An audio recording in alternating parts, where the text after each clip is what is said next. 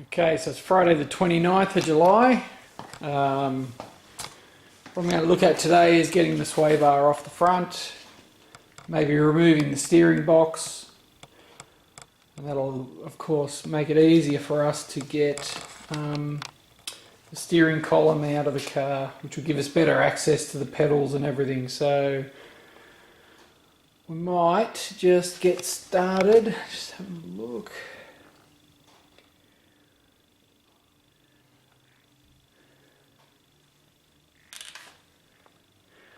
Yeah, it doesn't look too difficult.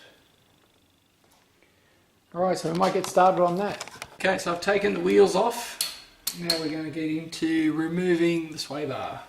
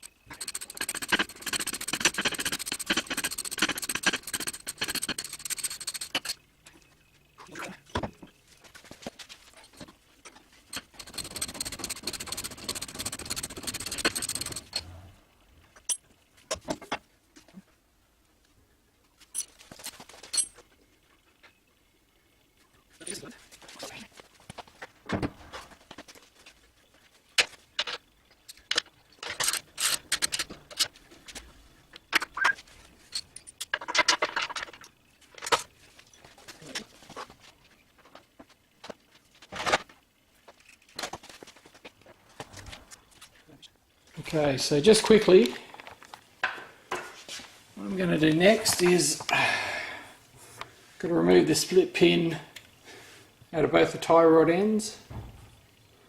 So I'll undo those, get them out off both sides, and then we'll take the idler arm off, just that thing there, and we'll undo that one there as well on the pitman arm. So we'll get those off and we should be right to drop the steering arms out.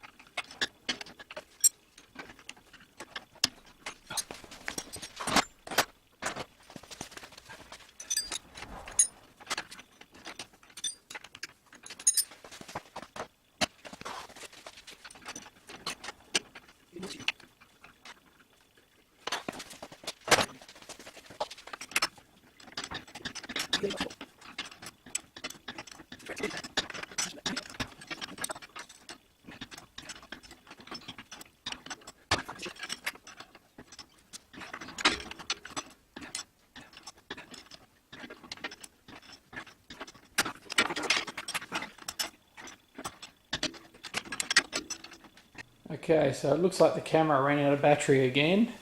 Seems to be my biggest problem. So we'll get down and have a quick look at what we've done. We've cleared out a bit of the back of the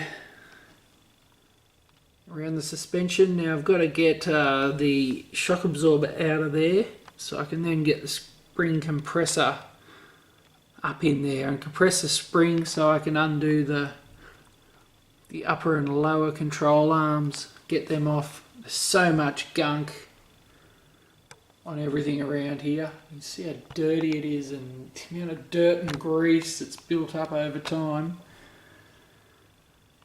So there you go, you can see that you might not have, I haven't checked the video yet, so I don't know whether you saw me trying to bash these with a hammer to get them apart, but I can't seem to get them apart.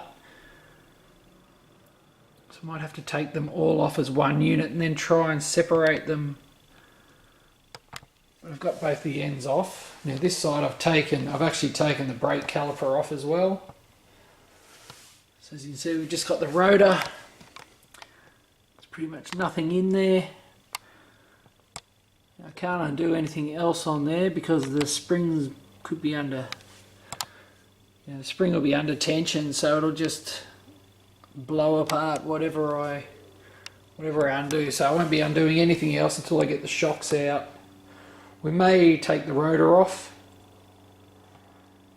next if we get a chance, or yeah, we'll probably will go that way. I've just got to do a bit more over this side, just remove the rotor, the caliper from this side, undo the brake line. This is one of the wheels. So here's our brake caliper here, it's pretty big. Gerlock, I don't know if that's a stock caliper or not for HQ. But yeah, we've got a bit done today. Very messy, covered in grease by the end of it. But we'll come back in the morning and actually might do some more tonight even. Try to get the arm off, undo the steering box. Then all that will just drop away. And I've got to work out how I'm going to get it apart because I'm probably going to replace the tie rod ends. I don't think there's any point in keeping things like that. They are greased and everything, but you know, they could be 40 years old. So I'll probably end up replacing those. I do have a power steering unit for it. That's just a manual steering box. So we'll be replacing that with a power steering box. Yeah, we've got to remove the fuel line still. It's still in there. And that's all disconnected up the back. Now the cars, you can see with the engine out and everything, I can actually lift the car off the stands at the moment. But yeah, we're getting close to removing the whole front section. I'll have to get my hands on a rotisserie from somewhere so we can clean up the bottom. It's probably the easiest way to do it is to get it and turn it on its side and clean it up that way. Also, we'll pop the front and back windows out when I've got someone here to help me do that, but at this point, yeah, we'll just keep continuing with the front. It's just really greasy and messy. Anyway, thanks for watching.